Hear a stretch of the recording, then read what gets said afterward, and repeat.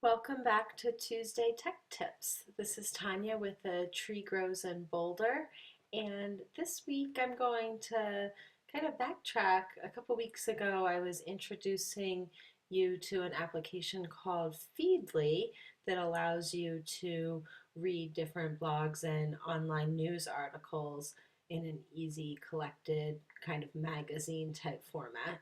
And one thing that I realized is that when you're getting started with using Feedly, so we click up here after we're on the Feedly page to get started, and it gives you several different ways to continue logging on and creating your account with Feedly. And two of these are continue with Google and continue with Facebook.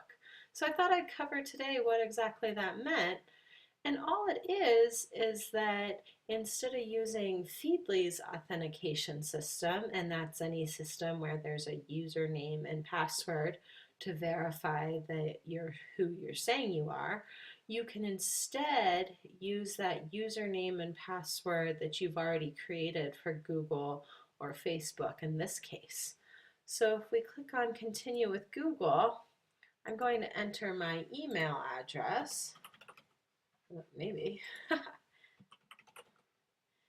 So a tree grows in Boulder. And then I just enter my password for that account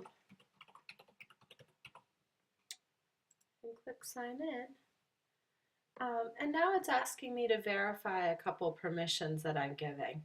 In this case, it wants to view my email address. That sounds reasonable since I'm giving Feedly my email address anyway, and my basic profile info. And this will come down to what kind of information you have in your profile.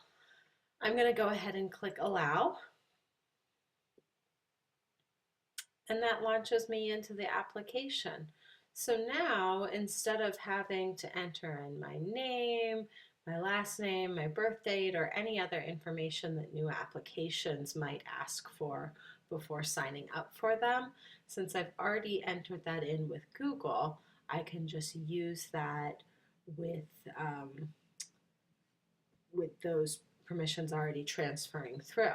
Another huge benefit of using a Google or a Facebook authentication is that if you have to reset your password on Google or Facebook, which they'll sometimes require you to if there's been any sort of security violation, then when you're logging into your other applications, since you've already been through the work of resetting your Google password, you won't have to do that here as well.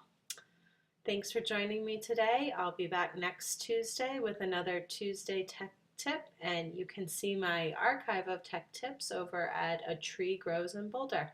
Have a great week.